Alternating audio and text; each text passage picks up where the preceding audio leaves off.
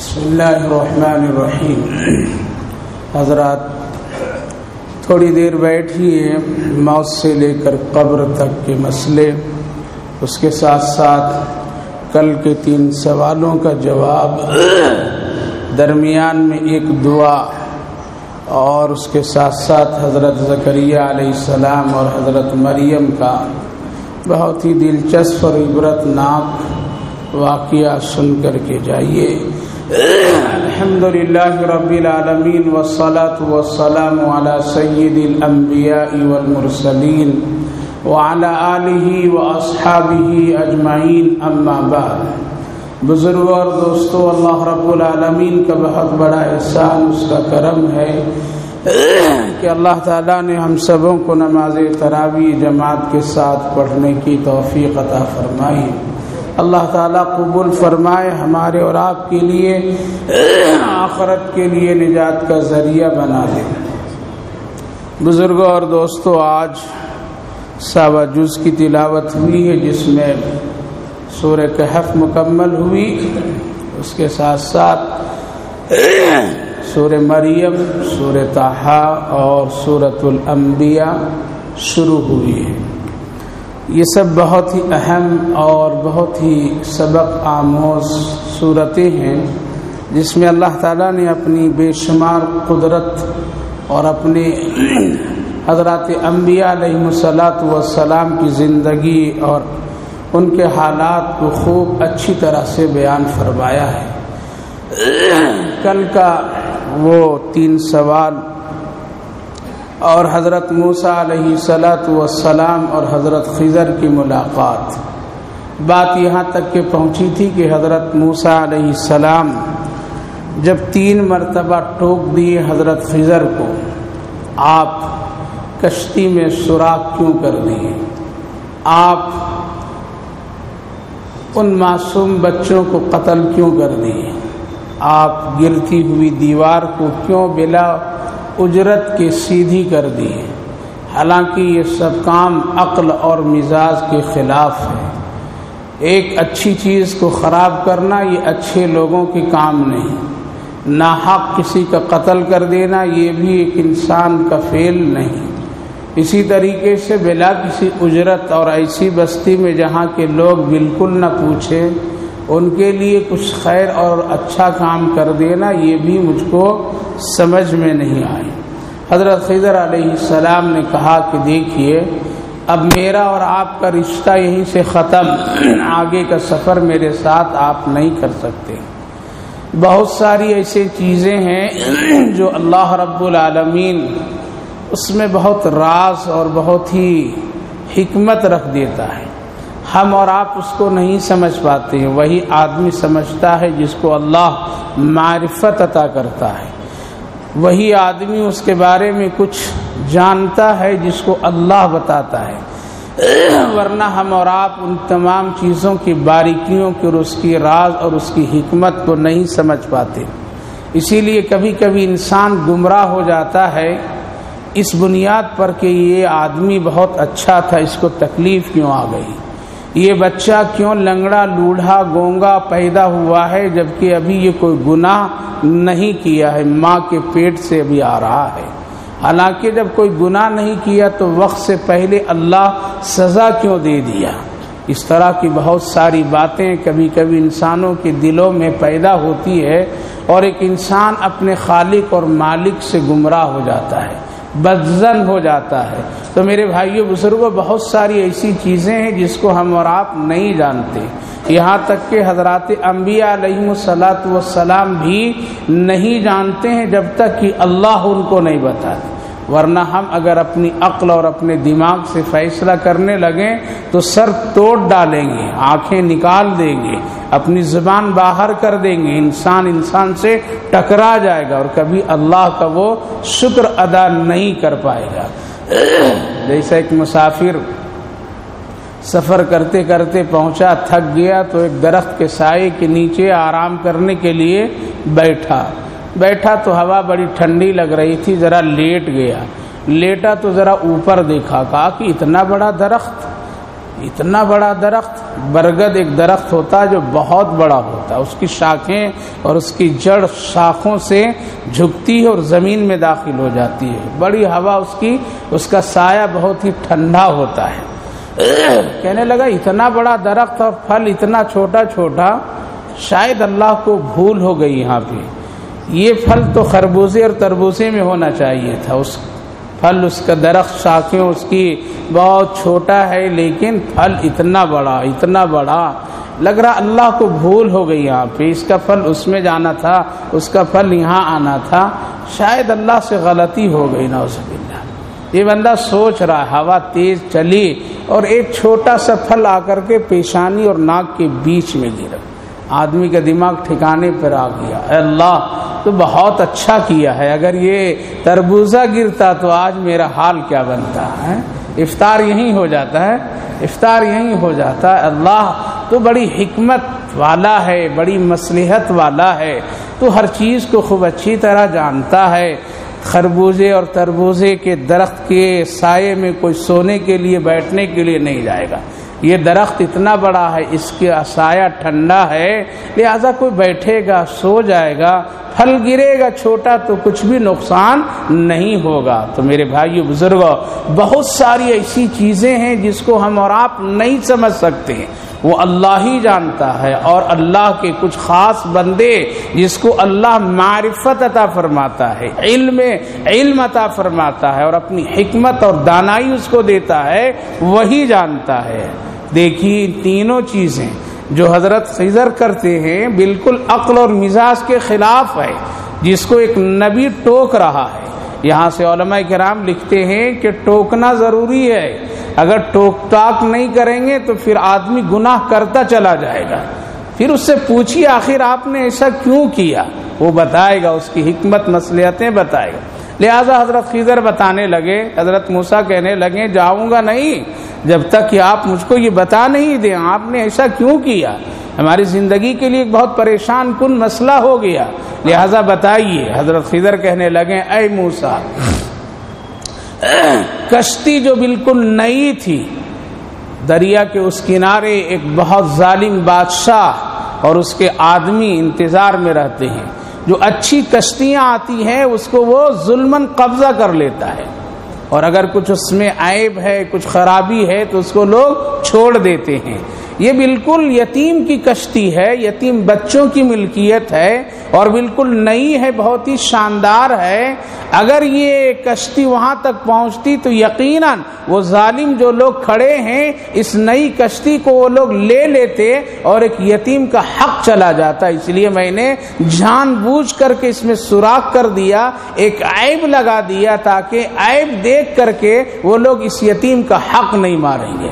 حضرت موسیٰ بولے واہ بہت اچھا کام آپ نے کیا، بہت اچھا کام کیا، آپ نے بہت عمدہ کام کیا، یتیم کا سہارا آپ نے دیا، اس کی جائیداد اس کے مال کو آپ نے بچایا، بہت اچھا کام کیا۔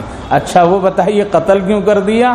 حضرت موسیٰ پوچھتے ہیں تو حضرت خضر جواب دیتے ہیں قتل اس لیے کیا اور اپنی مرضی سے نہیں کیا، اللہ کے حکم سے میں نے کیا۔ یہ بچہ جو ہے وہ نہایت ہی آگے چل کر کے فتنہ اور شریر بنے گا، لوگوں کے لیے تکلیف دہ بنے گا، اللہ رب العالمین نے حکم دیا اس کو قتل کر دو، اس لیے میں نے قتل کیا تاکہ اس کے ذریعے سے کوئی فساد فتنہ بپا نہ ہو، لوگوں کو تکلیف نہ ہو، اذیت نہ ہو، اس لیے اللہ کا حکم میں نے اس کو اس لیے قتل کر دیا۔ حضرت موسیٰ علیہ السلام نے کہا کہ جب اللہ کا حکم تو موسیٰ کیا بول سکتا ہے، ٹھیک آپ نے کیا، صحیح کیا، برے لوگوں کا حق نہیں روئے زمین پر رہنا، حق نہیں ہے ایسے لوگوں کو زمین پر رہ کر کے فتنہ فساد بپا کرنا، آپ نے ٹھیک کیا۔ دیوار کیوں سیدھی کر دیا؟ حضرت خضر کہنے لگے اے موسیٰ، اللہ نے بتلایا کہ اس دیوار کے نیچے خزانہ ہے، خزانہ ہے، باپ نے خزانہ چھوڑ کر کے دیوار کے نیچے چھپا کر کے چلا گیا تھا، بچے اس کے چھوٹے چھوٹے تھے، یتیم تھے، اب وہ بچے بڑے ہونے کے قابل ہو رہے ہیں، لیکن ابھی اس میں اتنا ہوش نہیں ہے کہ اپنے خزانے کو وہ سنبھال سکیں گے، اس لیے اللہ کا حکم ہوا دیکھو دیوار گرے گی تو خزانہ پورا کیا ہو جائے گا؟ ظاہر ہو جائے گا، اور جب خزانہ ظاہر ہوگا تو پوری بستی کے لوگ خزانہ لے لیں گے اور یتیم کو کچھ بھی نہیں ملے گا۔ اس لیے میں نے دیوار سیدھی کر دیا اور کچھ دنوں کے لیے روک دیا تاکہ یہ بچے بڑے ہو جائیں گے، اور جب بڑے ہوں گے ہوش مند ہوں گے اپنے پیر پر کھڑے ہو جائیں گے، پھر اگر دیوار گرے گی اور خزانہ نظر آئے گا تو یہ لوگ اپنے خزانے پر قابض ہو جائیں گے۔ اس لیے میں نے ایسا کیا۔ پہلے دور میں زمین سے نکلتے تھے خزانے، لوگ چھپا دیتے تھے، اب کیا ہو گیا؟ بینک میں رکھتے تھے۔ پہلے کے دور میں یہ بینک تھا بھی نہیں ہے، یہ سب کام تھے ہی نہیں، جتنا ہے اتنا کھایا پیا ختم کر دیا، بس زندگی اسے ہی گزارتے تھے لوگ۔ اور اگر کچھ خزانہ ہو جائے تو کیا کرتے تھے لوگ؟ اپنے گھر کے کسی کونے میں زمین میں دفن کر دیتے تھے تاکہ آنے والی اولاد نسلیں وقت ضرورت پر اس کو استعمال کر لیں۔ اب کیا ہے؟ اب وہ خزانہ بینکوں میں چلا گیا، اس لیے چھپنے چھپانے کا ماحول ہی نہیں رہا۔ مدینہ طیبہ میں نبی اکرم صلی اللہ علیہ وسلم کے دور میں بھی اس طرح کا عمل ہوتا تھا۔ حضرت عمر رضی اللہ عنہ کے دور میں ایک شخص نے زمین بیچی، اور زمین بیچنے کے بعد ایک شخص نے خریدا، اور خریدنے کے بعد جب اس کی کھدائی شروع کی تو ایک صندوق اشرفیوں سے بھرا ہوا نکل آیا۔ زمین والا جس نے لیا تھا کام روک دیا، روک دو، بلا کر کے لاتا ہوں جس سے زمین خریدا ہوں، بتا دوں کہ بھائی شاید تمہارے پہلے کے لوگ تمہارے باپ دادا کوئی خزانہ یہاں رکھ دیا تھا، اب وہ ظاہر ہوئی ہے، اس لیے تم اپنا صندوق اٹھا کر کے لے جاؤ۔ زمین والا کہا کہ نہ، میں نے زمین بھی بیچی، صندوق بھی بیچ دیا، خزانہ بھی بیچ دیا، وہ تیرا ہے میرا نہیں ہے۔ زمین والے نے کہا کہ بھائی نہیں، میں تو صرف زمین لی ہے تم سے، اندر کا خزانہ نہ مجھ کو معلوم، اس لیے ہم وہ نہیں لیں گے۔ اس دور میں ایسا ہوتا تھا کہ کوئی خزانہ چھپا دیتا تھا تاکہ وقت ضرورت پر اس کے بچے بڑے ہوں، رشتہ دار کو ہو تو ان تک کی یہ بات پہنچ جائے، لے لے وہ اس کے قبضہ کر لیں، لہذا آئیے اور آپ لے کر کے جائیے صندوق۔ کہا کہ نہیں بھائی آپ ہی لے جائیے، ہم ہوتے تو ماشاءاللہ پوچھنے کی ضرورت نہیں، بیٹا باپ کو بھی خبر نہیں دیتا ہے کہ کیا ہو گیا کیا ہو گیا۔ ماحول کتنا پاکیزہ تھا، لڑائی ہو، تکرار کرنے لگے، نہیں تم لے لو، وہ کہتا ہے تم لے لو، نہیں۔ آخرکار دونوں حضرت امیر المومنین عمر فاروق رضی اللہ عنہ کے خدمت میں پہنچے۔ امیر المومنین ایسا واقعہ ہو گیا ہے، فیصلہ فرما دیجئے۔ حضرت عمر رضی اللہ عنہ بہت دیر تک کے خاموش رہے، دل میں بہت اللہ کا شکر ادا کیے، اے اللہ اس دور میں بھی ایسے لوگ ہیں، ابھی ہیں ایسے لوگ ہیں۔ بہت دیر کے بعد سر اٹھا کر کے فیصلہ فرماتے ہیں، یہ بتاؤ تمہارے دونوں میں سے کس کے ہاں لڑکا ہے اور کس کے ہاں لڑکی ہے؟ زمین بیچنے والے نے کہا کہ میرے ہاں لڑکی ہے، خریدنے والا نے کہا میرے ہاں بیٹا ہے۔ کہا کہ ایسا کرو دونوں کا رشتہ کر دو، یہیں پہ رشتہ کر دو، میں نکاح پڑھا دیتا ہوں۔ امیر المومنین نکاح پڑھانے والے دونوں راضی، ٹھیک ہے۔ کہا کہ دیکھو اب یہ خزانہ دونوں کو آدھا آدھا میں تقسیم کر دیتا ہوں، کس کو؟ لڑکا کو بھی لڑکی کو آدھا آدھا دے دیتا ہوں دونوں کے یہاں۔ اور آپ کھڑے ہوئے امیر المومنین، دونوں کی پیشانی پر بوسہ دیا اور یوں فرمایا تم جیسے لوگ جب تک کہ روئے زمین پر رہیں گے اللہ کا قہر اور عذاب کبھی بھی نہیں اترے گا۔ یہ سچائی، یہ دیانت، یہ امانت، ایک دوسرے کا خیال۔ اب تو حالات بگڑ گئے، بھائی کا حق نہیں دے رہا ہے، بہنیں حق نہیں دے رہی ہے، رشتہ دار آپس میں ٹوٹ گئے چند تکوں کی وجہ سے۔ میرے بھائیو بزرگوں، وہ لوگ پاکیزہ لوگ تھے، وہ لوگ بڑے دیانت اور امانت کو سمجھنے والے لوگ تھے، وہ جانتے تھے اگر آج ہم نے ایک صحیح اور اچھا کام کیا میرا یہ عمل قیامت تک آنے والے لوگوں کے لیے ایک نمونہ بنے گا۔ اس لیے وہ لوگ بہت سوچ کر کے قدم اٹھاتے تھے۔ تو عرض یہ کر رہا تھا خزانہ ہوتا تھا، حضرت خضر نے کہا بھائی اس لیے میں نے دیوار سیدھی کر دی تاکہ خزانہ اس وقت ظاہر ہو جب یہ بچے بڑے ہو جائیں۔ یہ اللہ کی حکمت اور مصلحت ہے اور ان کی دی ہوئی معرفت پر میں کام کرتا ہوں۔ حضرت موسیٰ نے فرمایا واہ واہ، بالکل آپ نے جو تینوں کام کیا ہے بالکل ٹھیک کیا ہے، صحیح کیا ہے، اور ہم اقرار کرتے ہیں یقیناً ہم سے بھی زیادہ کوئی جاننے والا ہے، اور اللہ جس کو چاہے علم دے دے زیادہ۔ دنیا میں کوئی نہیں کہہ سکتا ہے میں ہی سب سے زیادہ جانتا ہوں اور ہمارے ہی پاس سب علم ہے اور علوم ہے، نہیں، اللہ ایک سے ایک بندے کو تیار کر رکھا ہے۔ میرے بھائیو بزرگو، اس سے پتہ یہ چلا کہ ہمیشہ آدمی کو خدا کے فیصلے پر آنکھ بند کر کے یقین کر لینا چاہیے، قیل و قال نہیں کرنا چاہیے۔ اس کی بڑی حکمتیں، بڑی مصلحتیں ہیں کیا، اور جس طرح وہ چاہتا ہے اپنے بندوں کے ساتھ برتاؤ کا معاملہ کرتا ہے۔ حضرت موسیٰ علیہ السلام پھر اپنے کام میں واپس آئے، حضرت خضر اپنے کام میں ہیں۔ علماء کرام فرماتے ہیں آج بھی حضرت خضر زندہ ہیں، آج بھی وہ زندہ ہیں، اور وہ اسی طرح کے عمل کرتے ہیں۔ بھٹکے ہوئے سمندر کے راستے میں جو لوگ ادھر سے ادھر ہو جاتے ہیں، حضرت خضر اس کو راستہ تیار کر کے دے دیتے ہیں۔ جنگلات میں جو بھٹک جاتے ہیں، کوئی مخلوق کی ضرورت پڑتی ہے، حضرت خضر اس کے رہبری کے لیے پہنچ جاتے ہیں۔ وہ ایک نیک اور بڑے شریف ہیں، اللہ نے اس کو اسی لیے اس دنیا میں پیدا کیا ہے۔ 32 سوال کل ہو گئے تھے، روح کیا چیز ہے، جواب ہو گیا تھا۔ اس کے بعد اصحاب کہف کون ہے، کیا ہے، اس کا بھی ہو گیا۔ ایک رہ گیا تھا، ایک کیا ہے، ذوالقرنین بادشاہ کون ہے، کیا ہے وہ، کہاں اس کی حکومت، کتنی اس کی حکومت۔ اسلام کی تاریخ میں 2 مسلمان بادشاہ گزرے اور 2 غیر میں گزرے، اس جیسی کسی کو اللہ نے حکومت نہیں دی۔ مسلمان میں ایک حضرت سلیمان علیہ السلام، ان کو جیسی حکومت دی آج تک اللہ کسی کو حکومت نہیں دی۔ اس کی تفصیل میں 19ویں جز میں بتاؤں گا، وہاں پوری تفصیل آ رہی ہے۔ اور ایک سکندر ذوالقرنین، یہ بادشاہ جس کو ذوالقرنین کے نام سے زیادہ مشہور ہے، یہ بادشاہ، ان کی جتنی حکومت اور جتنی وسیع مسلمانوں میں اب تک کسی کو بھی نہیں اللہ نے دیا۔ سورج جہاں سے نکلتا تھا اور جہاں ڈوبتا تھا وہاں تک ان کی حکومت، یعنی مشرق و مغرب، شمال و جنوب، تمام خطے پر ان کی حکومت، اور یہ پورے کنٹرول بھی کرتے تھے، جن و انس تک ان کی رسائی ہوتی تھی۔ اس لیے مسلمانوں میں 2 بادشاہ، ایک حضرت سلیمان علیہ السلام اور دوسرا یہ نبی میں ہے، اور غیر نبی میں ذوالقرنین، اور کافروں میں 2 بادشاہ، ایک نمرود، اس جیسی حکومت کسی کو اللہ نے نہیں دیا، فرعون بعد کے اس سے چھوٹا، اور بخت نصر، ایک بہت ظالم جابر بادشاہ کافروں میں، اس کی بھی حکومت بڑی وسیع اور بہت ہی عریض، بہت ہی ظالمانہ۔ بخت نصر یہ کافروں میں 2 اور مسلمانوں میں 2، ان جیسے 4 جیسے اب تک کے کسی کو حکومت نہیں ملی، اور شاید کہ قیامت تک اللہ کسی کو نہیں دے گا۔ تو ذوالقرنین کے بارے میں کفار و مشرکین نے سوال کیا، اس کی حکومت کہاں سے کہاں تک تھی، وہ کون تھا، کیا کیا عمل، اے محمد آپ بتائیے، ہم آپ کے ہاتھ پر ایمان لائیں گے۔ حضرت نبی اکرم صلی اللہ علیہ وسلم پر وحی آئی اور اللہ نے فرمایا ذوالقرنین کی حکومت، سورج جہاں سے نکلتا ہے اور جہاں تک ڈوبتا ہے یہاں تک اس کی حکومت ہے، اس کے قبضے میں بڑے بڑے شرکت شیاطین سارے لوگ ہیں۔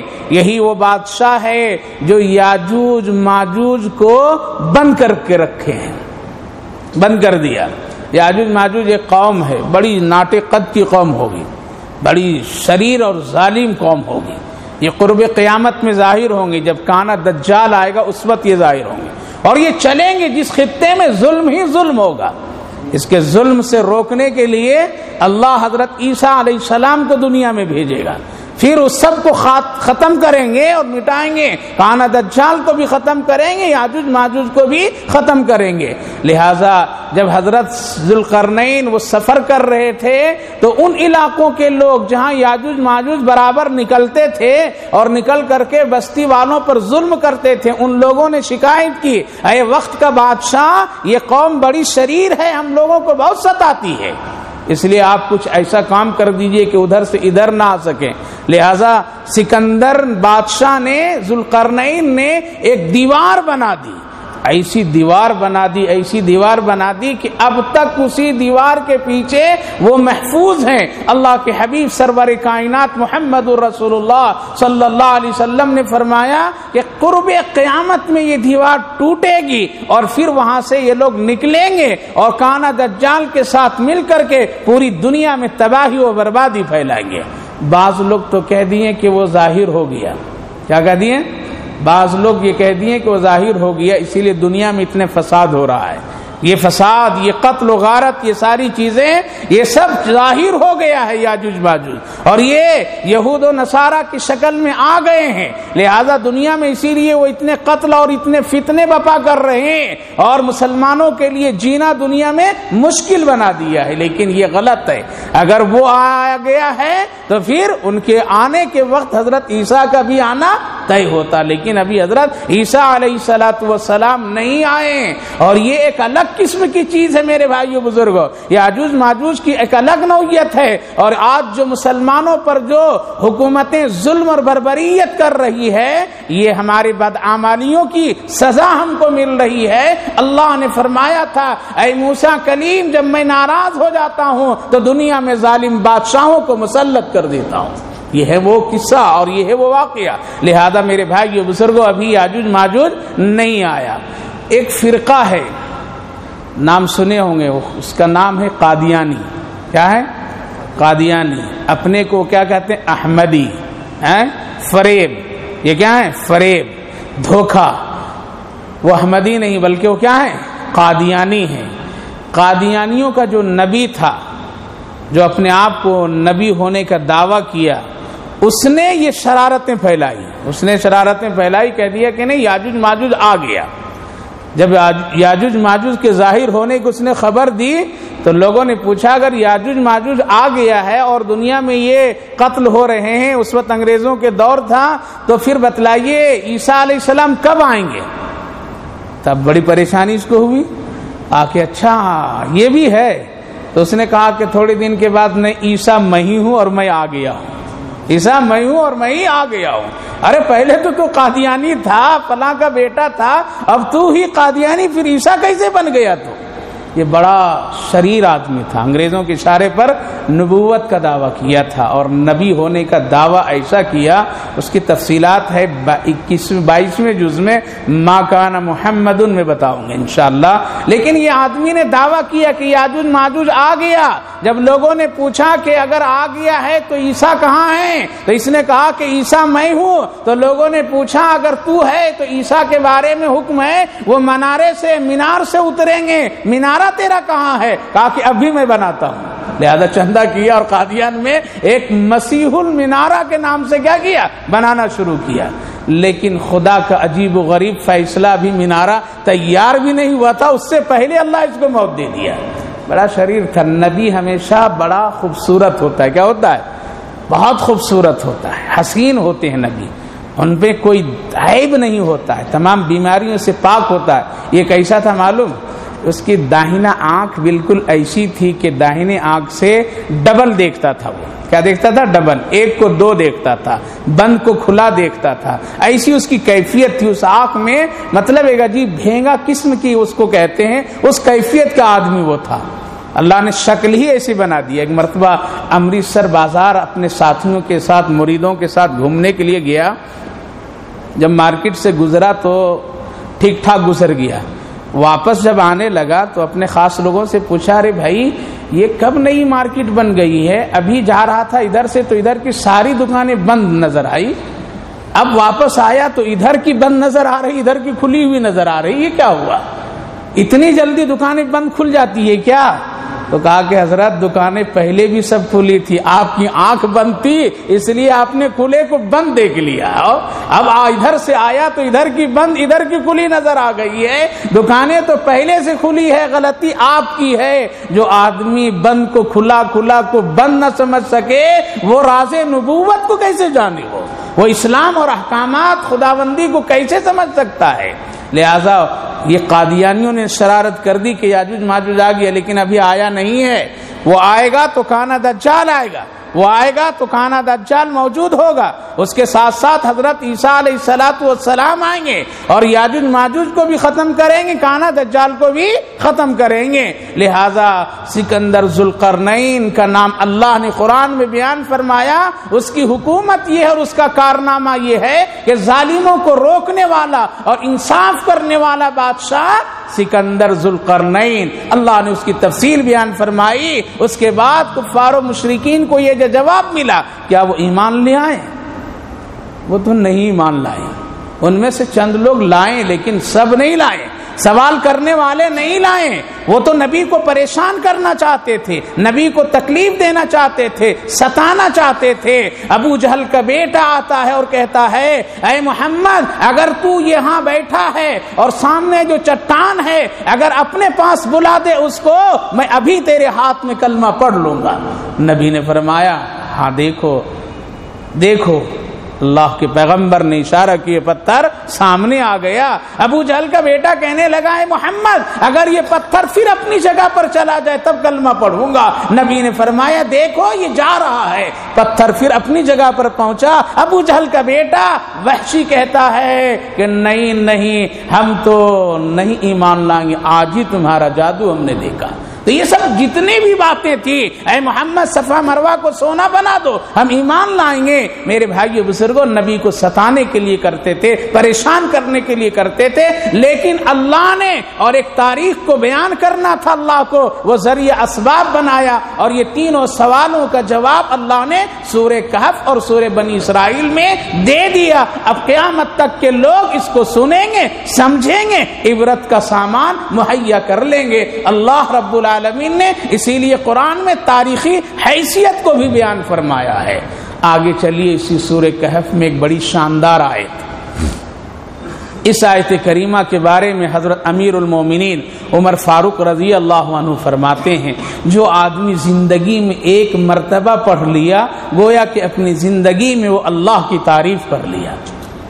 ایک مرتبہ پڑھ لیا۔ سورہ کہف کی آخری آیت میں ایک آیت ختم ہونے سے پہلی والی آیت، حضرت امیر المومنین فرماتے ہیں، جو آدمی ایک مرتبہ زندگی میں پڑھ لیا گویا کہ زندگی میں اللہ کی اس نے تعریف کر دیا، اللہ پھر نہیں اس سے پوچھے گا تم نے میری دنیا میں تعریف کی تھی یا نہیں کی تھی۔ وہ کون سی آیت؟ قُلْ لَوْ كَانَ الْبَحْرُ مِدَادًا لِكَلِمَاتِ رَبِّي لَنَفِدَ الْبَحْرُ قَبْلَ أَن تَنْفَدَ كَلِمَاتُ رَبِّي وَلَوْ جِئْنَا بِمِثْلِهِ مَدَدًا۔ اس کا ترجمہ خلاصہ یوں بیان کرتے ہیں کہ اے اللہ رب العالمین نے فرمایا، اور حضرت امیر المومنین اس کو سادے سیدھی زبان میں کہتے ہیں کہ دنیا کے تمام جنگل کی لکڑیوں کو کاٹ کر کے قلم بنا دیے جائے، اور دنیا میں جتنی جگہوں پر پانی ہے، نہر، تالاب، سمندر، چشمہ، کنواں، جہاں جہاں ہے،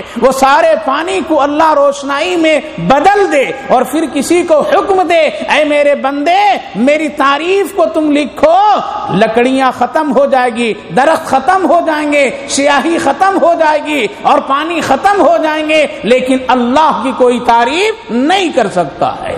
یہ اللہ نے بیان فرمایا۔ اسی لیے حضرت امیر المومنین فرماتے ہیں، جو آدمی اس طرح سے خدا کی تعریف کرے، اے اللہ میں اپنی گنہگار زبان سے، منہ سے کیسے آپ کی تعریف کر سکتا ہوں، جبکہ آپ ہی نے کہا ہے دنیا کی ساری لکڑیاں ختم ہو جائے، پانی روشنائی بن کر کے ختم ہو جائے، پر آپ کی کوئی تعریف نہیں لکھ سکتا ہے، نہ کوئی بیان کر سکتا ہے۔ اے اللہ میں تو بس آپ کی تعریف کے لیے یہی آیت کریمہ پیش کرتا ہوں بس۔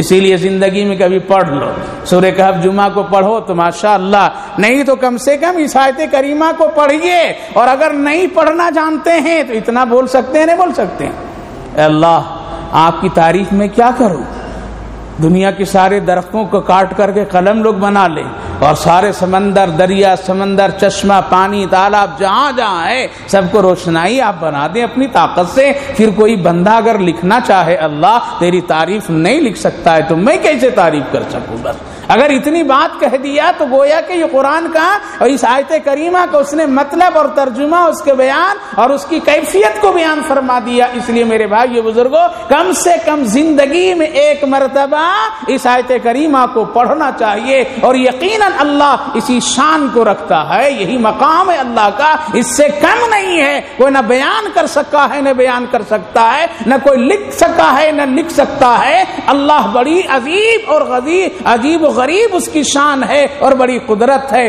سورہ کہف میں اللہ نے اس کو بیان فرمایا۔ اس کے بعد سورہ مریم یہاں سے شروع ہوتی ہے، کاف ہا یا عین صاد ذکر رحمت ربک۔ یہ کاف ہا یا عین صاد الف لام میم ہا میم طا ہا یاسین، یہ سب کیا چیزیں ہیں؟ یہ اس کو کہتے ہیں حروف مقطعات۔ قرآن کریم جب آپ پڑھیں گے تو یہ سب چیزیں ملے گی آپ کو، اس کو کہتے ہیں حروف مقطعات۔ رسول اللہ سے صحابہ نے پوچھا، یا رسول اللہ اس کا معنی؟ آپ نے فرمایا مجھ محمد کو بھی نہیں معلوم ہے، اس کے راز نہیں معلوم ہے، اس کے معنی مطلب بھی نہیں معلوم ہے۔ اس لیے جب تم اس کو پڑھو تو نیت یہ کرو، اے اللہ تو ہی اس کی مراد کو جانتا ہے۔ اسی لیے دنیا کے تمام ترجمہ لکھنے والے، تفسیر بیان کرنے والے یہی کہہ کر کے چلے جاتے ہیں، واللہ اعلم بمرادی، اللہ اعلم بمرادی۔ اس جملے کا، اس حروف کے معنی اور مطلب، راز، ساری چیزوں کے بارے میں اللہ ہی کو معلوم ہے۔ اسی لیے حضرت حکیم الامت مولانا شیخ علی تھانوی رحمۃ اللہ علیہ فرماتے ہیں، جب تمہاری دعا مقبول نہ ہو اور اللہ قبول نہ کرے، اس کے آثار ہو، تو ایسے موقع پر حروف مقطعات قرآن کریم کی تلاوت کرو۔ یہ جہاں جہاں ہے الف لام میم را الف لام را ہا میم طا سین یا، یہ جتنے ہیں اس کو پڑھ کر کے تم دعا کرو گے تو شاید کہ اللہ تمہاری دعا قبول فرمائے گی۔ بعض اوقات میں فرماتے ہیں علماء مفسرین لکھے ہیں، اس میں خاص راز ہے، اس راز کو اللہ نہ دنیا میں ظاہر کیا ہے اور نہ قیامت میں بھی ظاہر کرے گا، بلکہ اس وقت ظاہر کرے گا جب حضرت جبریل آ کر کے رسول اللہ کو خبر دیں گے، اے اللہ کے نبی ہم جہنم سے ہو کر کے آ رہے ہیں، آپ کی امت جل رہی ہے اور اس کے حالات بگڑ گئے ہیں، پہچاننا مشکل ہو گیا ہے، ہائے ہائے کی آوازیں لگا رہے ہیں، یا رسول اللہ بہت غم کی بات ہے، وہاں سے آ رہا ہوں۔ نبی سن کر کے کہیں گے، اے جبریل اگر میری امت کی یہ حال ہے تو محمد مقام محمود میں نہیں رہے گا، فوراً نیچے اتریں گے۔ اس وقت جو تعریف کریں گے، یہی حروف مقطعات میں اللہ نے جو چھپایا تھا وہ محمد رسول اللہ کے قلب مبارک پر ظاہر فرمائے گا۔ نبی تعریف کریں گے، اللہ فرمائے گا اٹھیے اور جائیے، جن جن لوگوں کو لانا چاہتے ہیں آپ لے آئیے، جس کے سینے میں لا الہ الا اللہ محمد رسول اللہ ہوگا۔ تو یہ خاص تعریف ہے جو رسول اللہ حشر کے میدان میں جنت اور جہنمی کے جانے کے بعد ایک موقع آئے گا ان جہنمیوں کو جہنم سے نکالنے کا، تو رسول اللہ اسی حروف مقطعات کے راز میں جو اللہ نے چھپا رکھا ہے وہ محمد عربی کے قلب اطہر پر ظاہر فرما کر کے اللہ کی اپنی تعریف کرائے گا۔ تو میرے بھائیو بزرگوں، حروف مقطعات بہت عمدہ چیز ہے، اس کو کبھی کبھی پڑھنا چاہیے، اس کی تلاوت کرنی چاہیے۔ یہ کاف ہا یا عین صاد، اس کا کوئی بھی معنی نہیں جانتا ہے۔ شیعوں نے کہا کہ نہیں ہم لوگ جانتے ہیں، اس نے کہا کہ ہم لوگ جانتے ہیں، آپ لوگوں کو یہاں تک پہنچ نہیں ہے۔ وہ تو قرآن بھی نہیں پڑھنا جانتے، قرآن کی بھی حرمتی وہی کرتے ہیں۔ انہوں نے کہا کہ ہم جانتے ہیں، کہا کہ بتلائیے کیا ہے، کہا کہ کاف سے کربلا، کیا کاف سے کربلا، کاف ہا سے ہائے حسین، یا سے یاد علی، کاف ہا یا عین سے علی، سات سے صبر حسین، لہذا معنی ہو گیا، اپنے مطلب فٹ کر دیا، لکھا ان لوگوں نے۔ لہذا اگر اس طرح کی کوئی بات اپنے دل و دماغ سے کوئی لکھتا ہے قرآن کے ساتھ وہ تحریف کرتا ہے۔ اللہ رب العالمین نے اس میں کئی مقدس نبیوں کا ذکر فرمایا، ان میں حضرت زکریا اور حضرت مریم۔ حضرت زکریا علیہ السلام حضرت مریم کے خالو کون ہیں؟ خالو ہیں۔ حضرت مریم کی والدہ دعا کی، اللہ اگر ایک تو بیٹا دے دے تو وہ بیٹا ہم تمہارے گھر بیت المقدس کے لیے کیا کریں گے؟ وقف کر دیں گے تیرے راستے میں۔ بیٹا کے بجائے بیٹی ہوئی، وہ کیا ہوئی؟ مریم ہو گئی۔ لہذا حسب دستور اور منت جو نیت کر لی تھی اس کے مطابق حضرت مریم کو حضرت زکریا کے حوالے کر کے بیت المقدس کے حوالے کر دیے۔ حضرت زکریا علیہ السلام اس وقت بیت المقدس کے امام بھی تھے، نبی بھی تھے اور امامت کرتے تھے، خالو تھے، اسی لیے حضرت مریم کی پرورش ہونے لگی۔ حضرت زکریا علیہ السلام کی پرورش کیے، لیکن بچی تھی، اللہ تعالیٰ نے فرما دیا تھا اسی وقت، اے مریم کی ماں تو یہ نہ سوچو کہ یہ بچی ہے، بلکہ یہ بچی اور بچوں سے اچھا ہے۔ کیا ہے؟ اچھا ہے۔ کبھی کبھی لڑکوں سے اچھی لڑکیاں ہو جاتی ہے، اس لیے اس کے کام، اس کی خدمات ہم لینا چاہیں گے تو وہ کام اس سے لے لیں گے جو دنیا میں کسی سے میں نہیں لیا ہوگا، اور ایک تاریخ اور ایک نمونہ یہ بنے گی، لہذا وقف کر دی۔ حضرت زکریا علیہ السلام پرورش کر رہے تھے، گھجرا ان کے لیے بنائے اور کھانا پینا سب دے دیتے تھے، اور پھر واپس جب نکلتے تھے اپنے ہاتھ سے تالا بند کر کے چابی اپنے پاس رکھتے تھے، کسی کو نہیں دیتے تھے، تاکہ اس بچی کی پرورش صحیح ہو، کسی کی نظر بھی نہ پڑے۔ حضرت مریم بڑھتی رہی، کھاتے پیتے رہی۔ ایک دن حضرت زکریا کہیں سفر میں گئے تھے، کھانا دے نہیں سکیں، جب جلدی جلدی آ کر کے پہنچے ہیں، دروازہ کھولیں تو حضرت مریم کے سامنے طرح طرح کے پھل فروٹ رکھے ہوئے۔ حضرت زکریا پوچھا، مریم کون آیا تھا؟ کس نے آیا؟ کون آ کر کے دے کر کے گیا؟ تالا میں بند کیا ہوں، چابی میرے پاس ہے، آخر کون ہے دوسرا شخص جو یہاں پہنچا دیا؟ حضرت زکریا کو فوراً ایک پریشانی کی کیفیت ہوئی۔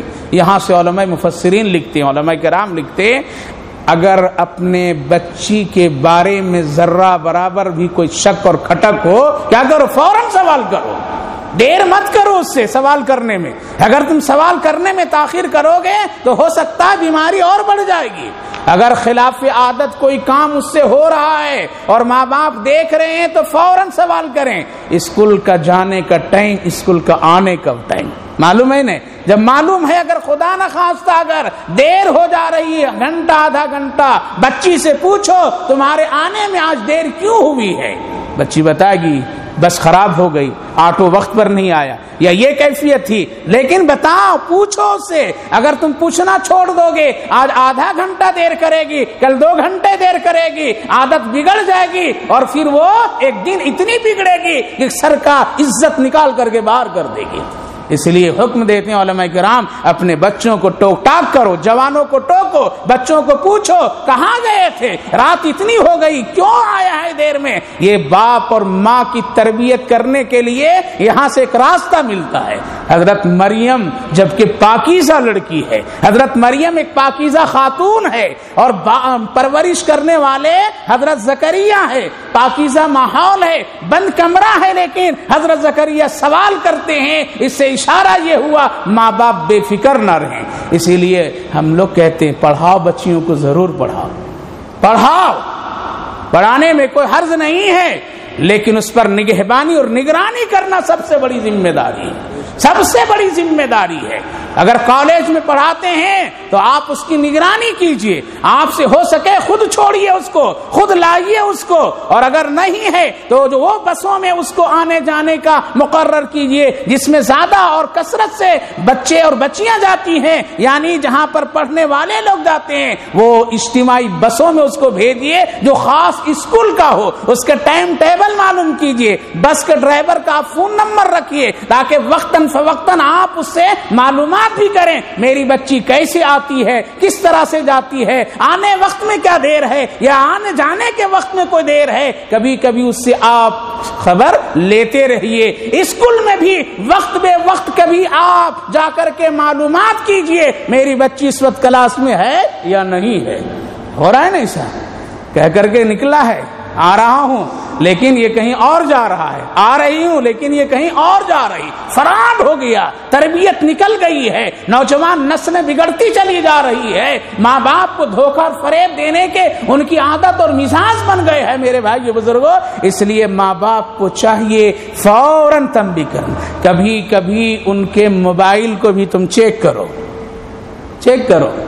اول تو موبائل دینا ہی نہیں، اول تو دینا نہیں، اگر تم نے دیا ہے تو اس کو اپنے کنٹرول میں بھی رکھو، بر وقت کسی وقت میں ماں اپنی بچی کے فون لے کر کے وہ چیک کرے، دیکھیں کن کن نمبرات پر اس کے باتیں ہوتی ہے کیا ہے، اور بات کو غور کریں رکھیں. اگر یہ سب چیزوں پہ پرہیز کریں گے اور اتنا آپ کے اندر میں ہے صلاحیت، تب تو آپ پڑھائیے سبحان اللہ الحمدللہ. اور اگر نہیں ہے، اتنا آپ نہیں کر سکتے ہیں، تو دوسرے کے بھروسے پر یہ کام اور یہ قدم مت اٹھائیے. عزت کا بچ جانا یہ سب سے بڑی چیز ہے، عزت کا نیلام ہو جانا یہ سب سے بڑا نقصان ہے. ویسی تعلیم نہیں جس سے ہماری عزت اور نسلیں تباہ و برباد ہو جائے.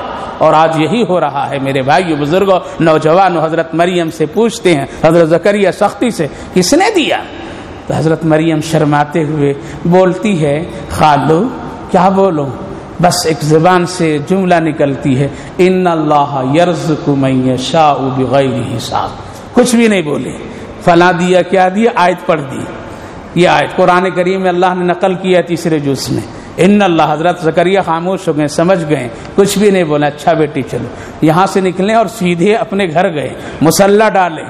ابھی تک کہ کوئی بچہ حضرت زکریا کو نہیں ہوا تھا، بوڑھے ہو گئے تھے، ہڈیاں کمزور ہو گئی تھی، نگاہیں کمزور ہو گئی. مصلی ڈالیں، ڈال کر کے 2 رکعت نماز پڑھیں، ہاتھ اٹھا کر کے دعا کیے، اے پروردگار بے موسم کا پھل مریم کو آپ دے سکتے ہیں تو زکریا کو اس وقت میں بھی ایک اولاد دے سکتے ہیں. دیجیے، آپ کی شان ہے، آپ کی شان ہے، دیجیے. اللہ میں ایک اولاد چاہتا ہوں، نیک صالح دے دیجیے. اللہ اکبر. ابھی ہاتھ اٹھائے ہیں، مانگ رہے ہیں. مانگنا تھا، حضرت جبریل آئے، اے زکریا خوشخبری ہے تمہارے لیے، یحییٰ نامی بچہ کا. تو حضرت زکریا علیہ السلام تو مانگ تو لیے، بڑھاپے کی حالت میں، بیوی بھی بوڑھی، یہ بھی بوڑھے، مانگ تو لی ہے، لیکن اب خدا نے دینے کا حکم بھی دے دیا، بشارت بھی سنا دی. اب کیا ہوئے حضرت زکریا پریشان، کیسے ہوگا، کیوں کر ہوگا، گاؤں والے کیا بولیں گے، بوڑھا کو بچہ کہاں سے آ گیا، یہ کہاں سے لے آیا، اے اللہ کیا ہوگا. تو اللہ نے فرمایا مانگنے سے پہلے سوچ لیا ہوتا. ہم اور آپ تو یہی تو کرتے ہیں، مانگنے سے پہلے نہیں سوچتے ہیں، پہلے نہیں سوچتے ہیں کیا مانگ رہے ہیں، کیا کر رہے ہیں، بس مانگنا ہے، کرنا ہے. لیکن بات کی پریشانی اسی لیے شادی سے پہلے سوچ لو، کھلاؤ سکو گے یا نہیں سکو گے، پرورش کر سکو گے یا نہیں. ایسا تو نہیں ہے لا کر کے اس پر ظلم کرو گے، پہلے سوچو. اس لیے سب سے دانشمند انسان وہ ہے جو کرنے سے پہلے سوچ لیتا ہے، اور وہی سب سے عقل مند ہے. حضرت زکریا پریشان ہو گئے مانگ کر کے. دیکھیں ایک چیز اس کی وجہ سے مانگے. اللہ نے فرمایا ہوگا، اب تو دوں گا تجھ کو. آگے کیسے ہوگا؟ اللہ نے فرمایا اس کی کچھ علامتیں میں بتا دیتا ہوں، علامت جب ہوگی تو سمجھ لینا بیٹا پیدا ہونے والا ہے. کہا کہ بتا دیجئے. بیوی کو سنا ہے، بیوی بھی پریشان، کیا لوگ بولیں گے، ایسے وقت میں کیوں مانگ لیا آپ نے، کیوں یہ پریشانی میرے لیے مصیبت کر دیا. بیوی بھی بہت یہ، لیکن وہ نبی کی بیوی تھی، اس لیے فوراً سمجھ گئی اگر اللہ دینا چاہتا ہے تو پھر کوئی مشکل بات نہیں، وہ کر سکتا ہے. جس نے بغیر باپ کو آدم کو پیدا کیا، بغیر ماں کے اور حوا کو پیدا کیا، وہ خدا آج بھی بڑھاپے میں کیا کر سکتا ہے، دے سکتا ہے. آپ کے بوڑھے حضرات بزرگ یہ کوشش مت کرو کہیں آپ بھی جا کر کے افطار کو دیکھ کر کے آپ دعا کرنا شروع کر دیں تو پریشانیاں آ جائے گی، سمجھ گئے. بس صبر کر لیجئے، وہ نبی تھے، برداشت کر لیے. حضرت زکریا علیہ السلام کو اللہ نے فرمایا بیٹا ہوگا، کب ہوگا، کیسے ہوگا. کہا کہ جب ہونے والا ہوگا، وقت قریب ہو جائے گا تو اے زکریا تمہاری زبان بند ہو جائے گی، بیوی کی بھی زبان بند ہو جائے گی. یہ ہے علامت. اس وقت تم اشارے سے سب کچھ بات کرنا. کیا کرنا؟ اشارے سے. بیٹا ہو جائے گا. ہو گیا. اللہ اکبر. نام اس کا رکھا گیا یحییٰ. یحییٰ نام رکھا گیا. دونوں نبی بنے، ان کا واقعہ. لیکن اس کے بعد حضرت مریم کا ذکر.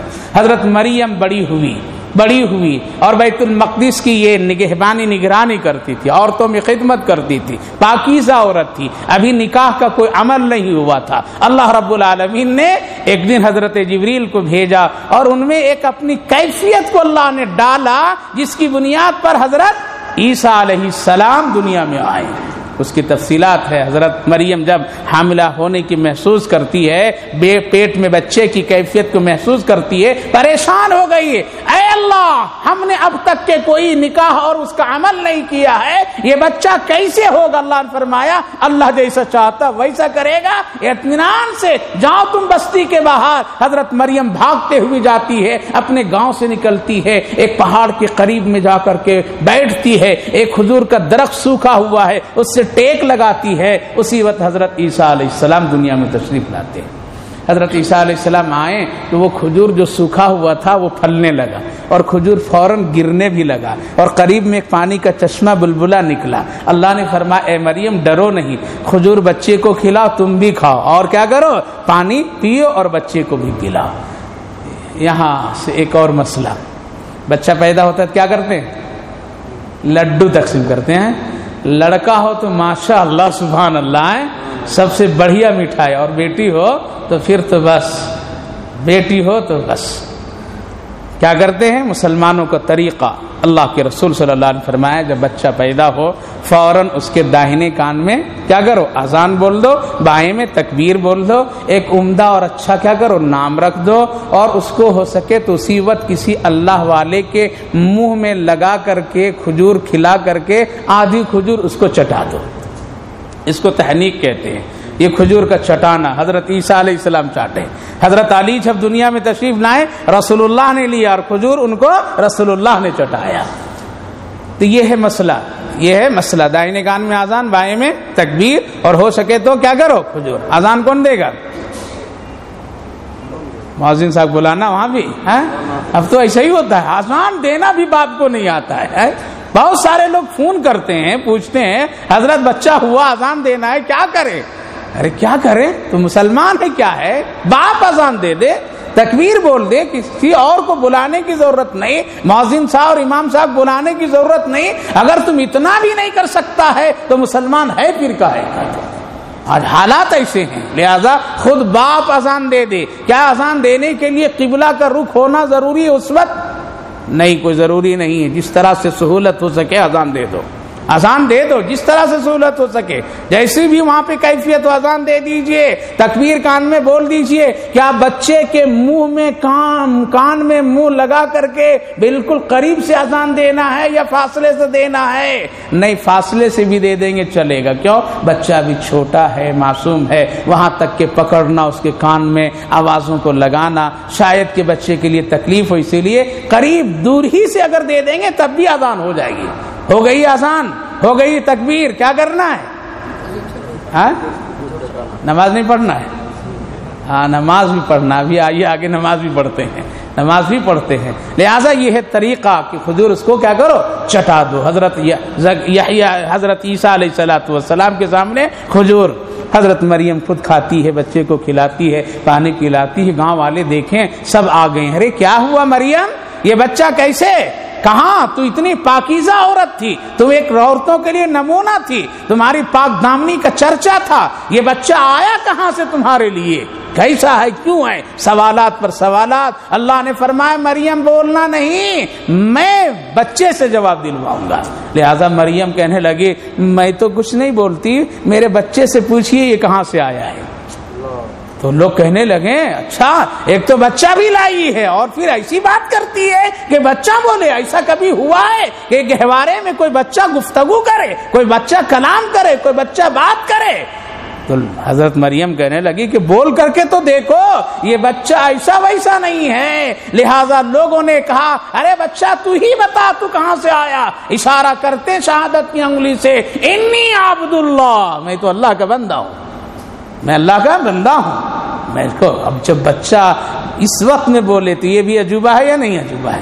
لہذا اللہ نے بتایا جس طرح اس عمر میں بچہ بول سکتا ہے، وہ اللہ بغیر باپ کا بھی بچہ پیدا کر سکتا ہے۔ اسی لیے دنیا میں اللہ تعالیٰ نے اپنی قدرت کو ظاہر کرنے کے لیے بغیر ماں باپ کے آدم کو پیدا کیا اور بغیر ماں کے حوا کو پیدا کیا، تو بغیر باپ کے اللہ نے حضرت عیسیٰ کو پیدا کیا۔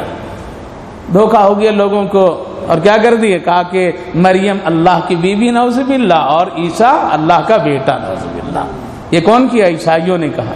حضرت حجت الاسلام حضرت مولانا قاسم صاحب نانوتوی رحمۃ اللہ علیہ سے عیسائیوں کا مناظرہ ہوا تو پوچھیں عیسیٰ علیہ السلام کون؟ کہا کہ اللہ کا بیٹا.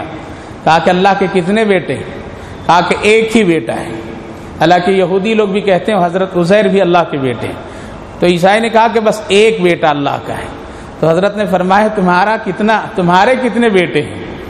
تمہاری عمر کتنی؟ کہا کہ میری عمر اس وقت 80 سال ہے. بیٹے کتنے؟ کہا کہ 11 بیٹے اس وقت میرے 11 بیٹے. حضرت نے فرمایا 80 سال کی عمر میں 11 بیٹے، اور جو خدا کی کبھی موت نہیں آتی ہے اس کو اب تک ایک ہی بیٹا ہوا ہے، وہ ایک ہی بیٹا رکھا. تم کیا بول رہے ہو؟ اس نے سمجھ گیا فوراً کہ وہ حقیقت کیا ہے. اسی وقت اس نے کہا کہ اے محمد قاسم، ہاں آج میں سمجھ گیا عیسیٰ اللہ کے بیٹے نہیں ہیں بلکہ وہ اللہ کے بندے ہیں، اللہ کے نبی ہیں. یقیناً آپ نے جو کہا ہے وہ بالکل صحیح کہا ہے. اس لیے میرے بھائیو بزرگوں، حضرت عیسیٰ علیہ السلام اللہ کے نبی ہیں، مریم اللہ کی نیک بندی ہے جو نبی کی ماں ہے، اور اللہ رب العالمین نے ان کا دنیا میں پاکیزگی طہارت کا اعلان قرآن میں فرمایا. لہذا مسلمان کبھی ان کی پاک دامنی پر شک نہیں کر سکتے ہیں، وہ پاکیزہ ہے. اللہ کے رسول نے فرمایا تھا حضرت ام المومنین خدیجہ الکبریٰ سے، اے خدیجہ جب آپ کی آخری وقت ہے اور نبی سے اب رخصت ہو رہی اجازت لے کر کے، یا رسول اللہ چند لمحوں میں میری روح نکلنے والی ہے. تو اللہ کے رسول نے فرمایا خدیجہ جا کر کے اپنی جنت میں اپنے شوکن کو سلام کہہ دینا. کیا کہنا؟ تو حضرت خدیجہ اس سے پوچھی یا رسول اللہ میرے علاوہ اور کسی سے آپ نے نکاح نہیں کیا ہے مکے میں، پہلی بیوی میں ہوں اور اب تک آپ نے نکاح نہیں کیا، میرے شوکن کہاں ہو گئے؟ اللہ کے رسول نے فرمایا اللہ نے جنت میں میرا نکاح مریم کے ساتھ کر دیا. یہ ہے حقیقت ہے میرے بھائیو بزرگوں. اسی لیے نبی اکرم صلی اللہ علیہ وسلم کے جو ارشادات ہیں اس کے مطابق اللہ کے نبی نے ارشاد فرمایا ہر اس پاکیزہ عورت جس نے دنیا میں اپنی طہارت کو باقی رکھا اور اگر بغیر شوہر کی اس کی زندگی گزری ہے، اللہ کل اس کو اسی جنت کے مرد کے ساتھ اس کو حور کی شکل میں بنا کر کے پیش کر دے گا، وہ اکیلے نہیں رہے گی. تو میرے بھائیو بزرگوں، حضرت مریم ایک پاکیزہ اور پاک دامن خاتون ہے، اللہ نے اس کا ذکر کیا. اس کے بعد آئیے سورہ طٰہٰ. سورہ طٰہٰ میں اللہ تعالیٰ نے ہماری موت اور حیات کا ذکر کیا. اس سے پہلے ایک دلچسپ بات، حضرت موسیٰ علیہ السلام حضرت موسیٰ علیہ السلام سے اللہ بڑا پیار کرتا تھا. حضرت موسیٰ بھی بہت پیار کرتے تھے، بڑی جلدی گفتگو ہوتی تھی، انتظار میں ہوتے تھے. ایک دن حضرت موسیٰ بکریاں چرا رہے تھے، چراتے چراتے اللہ نے پوچھا اے موسیٰ وما تلک بیمینک یا موسیٰ، تمہارے داہنے ہاتھ میں کیا ہے؟ تو حضرت موسیٰ نے جواب دیا بہت لمبا چوڑا، ما تلک بیمینک یا موسیٰ قال ہی عصای اتوکأ علیہا واحش بہا علی غنمی ولی فیہا معارب اخری. اتنا لمبا جواب دیا. اللہ میرے داہنے ہاتھ میں یہ لاٹھی ہے، اس سے میں ٹیک لگاتا ہوں، اس سے درخت سے پتے جھاڑ کر کے بکریوں کو کھلاتا ہوں، اس سے بہت سارے دوسرے کام بھی کرتا ہوں. علماء مفسرین لکھتے ہیں حضرت موسیٰ علیہ السلام سوال کے خلاف جواب دیا. یہاں پر کیوں دیا؟ اتنا لمبا جواب دینے کی ضرورت نہیں تھی. اللہ نے صرف اتنا پوچھا تھا تمہارے دائنے ہاتھ میں کیا ہے، جواب کیا دے دیے ہوتے؟ لاٹھی ہے، بات ختم ہو گئی تھی. اور اللہ سب جاننے والا ہے، کیا ہے؟ اللہ جانتا ہے. پھر کیوں پوچھا اللہ تعالیٰ نے تمہارے دائنے ہاتھ میں کیا ہے؟ کہ اللہ جانتا نہیں تھا؟ جانتا ہے، لیکن کبھی اپنے قریبی لوگوں سے پیار اور محبت میں سوال کرتے ہیں. کیا کر رہے بھائی بیٹھ کر کے؟ کیا دیکھ نہیں رہا؟ اکبر نے بیربل سے کہا کہ سارے اندھوں کا نام لکھ کر کے لے آؤ تاکہ وظیفہ جاری کر دو. سارے اندھوں کا نام لکھ کر کے لے آؤ. بیربل نے سب کا نام لکھا، ان میں اوپر بادشاہی کا نام لکھ دیا اکبر کا. لے کر کے گیا تو کہا کرے بیوقوف ہمارا نام کیوں لکھ دیا، میری آنکھیں تو ٹھیک ٹھاک ہے. کہا کہ آپ نے ایک مرتبہ ہم بیٹھے تھے اور آپ آئے اور کہنے لگے اے بیربل کیا کر رہا ہے، جب آپ دیکھ رہے ہیں تو پھر کیوں پوچھا، اسی لیے آپ کا بھی نام میں اندھوں میں لکھ دیا. تو اکبر نے پھر کہا کہ اچھا سارے بیوقوفوں کو نام لکھ کر کے میں اب تم کو دیتا ہوں، اس کو سب وظیفہ پہنچا دینا. تو بادشاہ نے اب وزیر کا نام اوپر لکھا کہ تم سب سے بڑا بیوقوف ہے. بیربل نے کہا کہ میں تو بڑا ہوشیار چالا. کہا کہ تم سے بڑا بیوقوف کیوں نہیں، کوئی نہیں ہے. میں تو تجھے ازراہ محبت پوچھا تھا کہ کیا کر رہے ہو، میں تو اندھا نہیں تھا، لیکن تم آنکھ والے کو اندھا سمجھ لیا، تو تجھ سے بڑا بیوقوف کوئی نہیں ہے. تو اللہ رب العالمین اسی طرح سے بندوں سے پیار جب کرتا ہے تو اس طرح سوال کرتا ہے، کیا کر رہے ہو؟ باپ اپنے بیٹے سے پوچھ رہا ہے، بیٹا کیا کر رہے ہو؟ بیٹی ماں سے پوچھتی، بیٹی کیا کر رہی ہو؟ ماں کیا کر رہی ہو؟ مطلب یہ محبت میں ہے، دیکھ تو رہا ہوں لیکن تیری پیاری زبان سے میں کچھ سننا چاہتی ہوں۔ تو اللہ کا جواب، اللہ نے پوچھا، جواب دیے تو اتنے جواب دے دیتے نا، لاٹھی ہے، بات ختم۔ حضرت موسیٰ کہتے ہیں موقع بڑا اچھا ملا تھا، اس لیے میں چاہا زیادہ سے زیادہ اپنے رب سے کلام کر لوں، پھر یہ موقع ملے گا یا نہیں ملے گا، اسی لیے جواب میں لمبا کر دیا۔ جیسے محبوبہ اگر مل جائے تو ادھر سے کہے گا نہیں بس کیجئے، بعد میں بات کیجئے گا، لیکن ادھر سے کیا کہتا ہے، نہیں رکو ذرا ابھی۔ اگر خط وہ لکھ کر کے دے تو کتنی مرتبہ پڑھیں گے؟ ہاں ہے، تکیہ کے نیچے بھی پڑھے گا، سحری کے وقت بھی پڑھے گا، افطار میں بھی دیکھے گا۔ کیوں بھائی یہ خط بار بار کیوں پڑھ رہا ہے؟ یہ میرے محبوبہ کا لکھا ہوا ہاتھوں سے یہ خط ہے، اسی لیے بار بار پڑھ رہا ہوں، بار بار میسج دیکھ رہا ہوں۔ حالانکہ ایک مرتبہ دیکھ لیا تھا وہی بات 10 مرتبہ دیکھتا ہے وہی بات، لیکن دل میں اس کی محبت ہے اسی لیے بار بار دیکھ رہا ہے۔ حضرت موسیٰ یہی کام کیے۔ اللہ تعالیٰ نے اس سورۃ پاک میں فرمایا منہا خلقناکم وفیہا نعیدکم ومنہا نخرجکم تارۃ اخری۔ کب پڑھتے ہیں؟ افطار کے وقت۔ افطار کے وقت تو نہیں پڑھتے ہیں، یہ کب پڑھتے ہیں؟ یہ جب مردے کے اوپر مٹی ڈالی جاتی ہے قبر میں، تب یہ پڑھتے ہیں یہ آیت منہا خلقناکم۔ اللہ یاد دلا رہا ہے ہم نے تم کو اسی مٹی سے پیدا کیا ہے، منہا خلقناکم وفیہا نعیدکم، اور ہم نے تم کو پھر اسی مٹی میں لے آئے ہیں، ومنہا نخرجکم تارۃ اخری، اور اے میرے بندے یاد رکھو پھر میں تم کو اسی مٹی سے دوبارہ اٹھا دوں گا۔ اللہ یاد دلائے کتنی حضرت عمر پڑھتے تھے تو رو رو کر کے آنسو بہا ڈالتے تھے۔ حضرت عثمان غنی رضی اللہ عنہ پڑھتے تھے، آنکھ سے آنسو تھمتا نہیں تھا اور قبر کو دیکھ لیتے تھے، داڑھی تر ہو جاتی تھی روتے روتے کہ یہ قبر پہلی منزل ہے، کہتے تھے اگر یہاں کامیاب ہو گیا تو سب جگہ کامیاب ہو جاؤں گا۔ اب تو قبرستانوں میں بھی تفریح کی چیزیں ہیں، قبرستانوں میں بھی تفریح کی چیزیں، وہاں بھی ہنسی اور مذاق، وہاں بھی ایک دوسرے کی غیبتیں، وہاں بھی کوئی عبرت نہیں۔ لہٰذا یہ آیت کریمہ پڑھنے کا حکم وہاں دیا گیا منہا خلقناکم۔ آج مرنا بالکل طے ہے، ہر ایک آدمی کو طے ہے، اس سے کوئی نہ بچا ہے نہ بچے گا۔ لاکھوں تدبیریں لوگوں نے کر لیا میرے بھائیو بزرگوں، لیکن موت سے کوئی نہیں بچ سکا۔ وہ شداد جو دنیا کا نمبر 1 بادشاہ کہلاتا تھا، جس نے یہ کہہ کر کے دنیا والوں کو دھوکہ دیا، ارے وہ جنت تم دیکھے نہیں ہو جس جنت کے لیے تم یہ عمل کر رہے، آؤ میں دنیا میں تجھے جنت دیتا ہوں، میری بات پر عمل کرو، ہم تمہارا ٹھکانہ اس میں دے گا۔ جنت اس نے بنائی، کیا کیا؟ خوب شاندار بنائی، اور دعا کیا کرتا تھا؟ دعا کرتا تھا اے اللہ مجھ کو موت دیجیے گا تو نہ دن ہو نہ رات ہو، نہ میں گھر میں رہوں نہ باہر میں رہوں، نہ سواری پر رہوں نہ پیدل چلوں۔ دیکھو کتنا بڑا ہوشیار ہے، اتنا بڑا ہوشیار۔ حضرت اسرائیل سے اللہ نے پوچھا تھا تم کو کسی کو مارنے میں تم کو تکلیف ہوئی؟ افسوس آیا تو حضرت اسرائیل کہنے لگے پروردگار 2 آدمی کو مارنے میں، روح نکالنے میں بڑا مجھ کو صدمہ ہوا، موت اگر میرے ہاتھ میں ہو تو کبھی نہیں مارتا اس کو۔ کہا کہ کون کون؟ کہا کہ وہ عورت جب کشتی ٹوٹی ہے اور دریا میں بہنے لگی اور اس کے گود میں بچہ تھا، آپ نے فرمایا بچے کو کنارے کر دو اور اس عورت کی روح نکال لو۔ اللہ میں بہت افسوس کیا کہ یہ عورت مر رہی ہے، بچہ کی پرورش کون کرے گا؟ اللہ اس کو مارتا نہیں، لیکن میں تیرے حکم پہ۔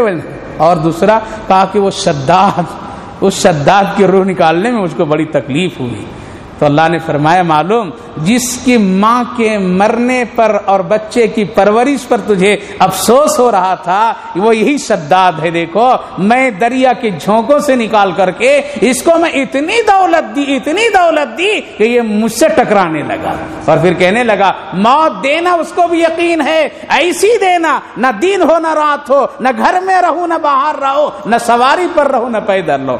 آدمی چاہے گھر میں رہے گا یا باہر رہے گا، اب تو تیسرا کہاں رہے گا؟ ہاسپٹل میں رہے گا۔ اللہ حفاظت فرما، اللہ حفاظت فرمائے۔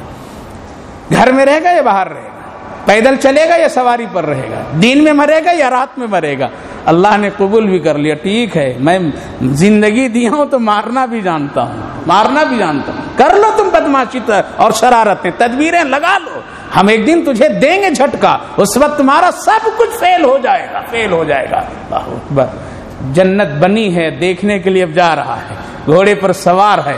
ऐन उस वक्त जा रहा है जिस वक्त सूरज गुरूब होने वाला है और दिन खत्म होने वाला है, रात आने वाली है, और अंदर अब दाखिल हो रहा है। घोड़े का एक पैर जन्नत के अंदर और एक बाहर है, और उसका एक पैर घोड़े के ऊपर है और एक पैर नीचे जमीन में उतरने वाला है। अल्लाह ने फरमाया इज़राइल रूह निकाल ले, इसी वक्त निकाल। हजरत इज़राइल उसी लिए कहते हैं मुझको बड़ा अफसोस, वल्लाह मारना था तो जरा जन्नत टहला लिया रहता, फिर मार दिया रहता।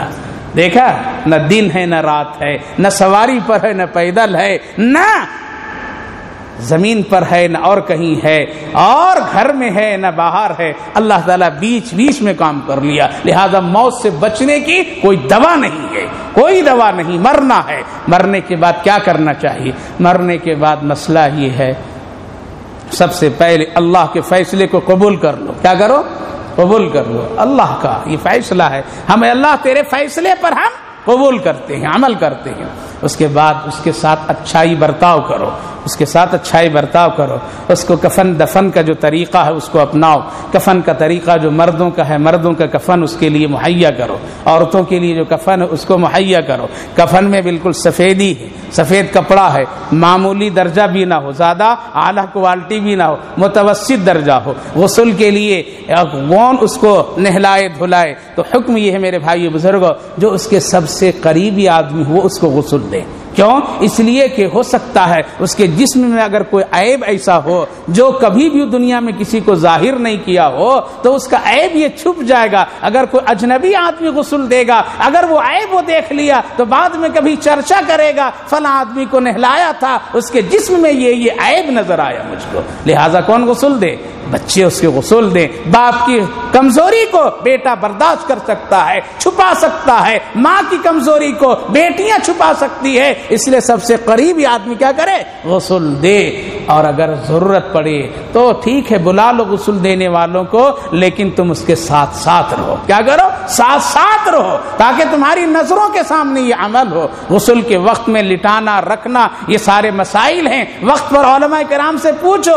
कभी कभी ये मसला बहुत आता है, मरने के बाद किबले की तरफ पैर और सर इधर है, इधर, ये एक आम बात से चलती है। क्या है इसका मसला? उलमा किराम लिखते हैं हस्बे सहूलत जिधर चाहो रख सकते हो। अगर जगह में कोई तंगी है, अगर किबले की तरफ मुर्दे का पैर हो रहा है, तब भी कोई हर्ज की बात नहीं है। सोने जिंदा वाले लोगों के लिए सिर्फ ये मसला लिखा हुआ है कि सोने के वक्त पैर किबले की तरफ नहीं करना। क्यों? ये पलटेगा, अल्टेगा, इसकी सतर खुलेगी, किबले की बेहुरमती होगी। मुर्दा पड़ा हुआ है, न अलट न पलट है, न इसके सतर खुलने का इम्कान है। इसलिए हस्बे सहूलत जैसे चाहो तुम लिटा लो, कोई उसके लिए कोई जरूरी नहीं ऐसा ही होना। गुस्ल दिला दो, गुस्ल दिलाने के बाद उसके हस्ब इस्तिताअत कपड़े कफन दे दो। देने के बाद फिर मेरे भाई बुजुर्गों, जो अमल है वो जनाजे की अमल है, जनाजा है, उसके लिए जल्दी करो, ज्यादा देर नहीं करो, ज्यादा देर नहीं करो, और किसी के इंतजार में ना रहो। जैसे 24 घंटा 2 दिन रातें गुजर जाती है, ऐसा नहीं करना। वो मुर्दा जो पड़ा हुआ है वो अपने जिस्म के इंतजार में रू रहती है, जल्दी वो लोग लाएं ताकि मैं उसके में समा जाऊं। इसीलिए मुर्दा बेचैन होता है, मेरी रूह मेरे जिस्म को तुमने क्यों रखा है? हदीस पाक में है कि अगर तुम देखते और तुम उसकी बात को सुनते तो तुझे नाम लेकर के पुकारता, मुझको क्यों रोक रखा है? उसने जिंदगी में मोहब्बतें नहीं की, अब उसकी मोहब्बत में मुझको रखा है। वो क्या करेगा आकर के? अरे इतना ही कर सकता आकर के नमाज़े जनाजा में शरीक हो सकता है, इससे ज्यादा नहीं। लेकिन दुआए मगफिरत दुनिया के किसी गोशे से कर दो, वो काम हो जाएगा। इसीलिए किसी के इंतजार, नबी ने फरमाया ज्यादा इंतजार मत करो। क्या करो? जल्दी कर दो। और करोगे कितने? ज्यादा ज्यादा 3 दिन रखोगे, तो उससे आगे रखेगा कोई है ऐसा दिल वाला कि रख देंगे? नहीं, अब्बा को मत जाने दीजिए, यहीं रहने दीजिए बेडरूम में, अब निकालिए, जल्दी कीजिए, ये है दुनिया, ये है दुनिया।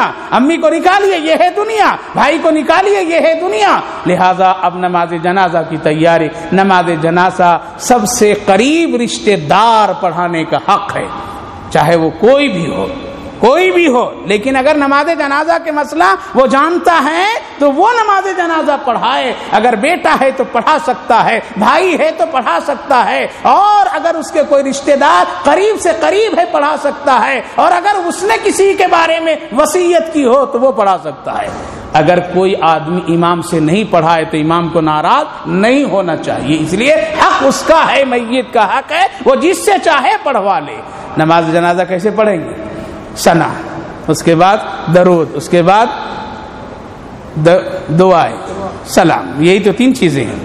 صفیں کتنی لگانا، بڑے بڑے مفتی تیار ہو جاتے ہیں اس وقت، بڑے بڑے مفتی تیار ہو جاتے ہیں، صفیں 9 لگاؤ، 7 لگاؤ، 5 لگاؤ، اتنا لگاؤ اتنا لگاؤ. اگر ادھر سے ادھر ہو جاؤ تو اللہ اکبر، عالموں کو بھی لوگ ٹوک دیتے ہیں، عالموں کو بھی لوگ ٹوک دیتے ہیں. لیکن ایسا نہیں ہے، جتنی چاہو لگا لو حسب سہولت، کوئی تعداد اس کے لیے مقرر نہیں ہے. ایک ہے تو ایک ہی میں، 2 ہے 2، 3 4، جتنی صفیں بن سکتی ہے حسب سہولت بنا لینا چاہیے.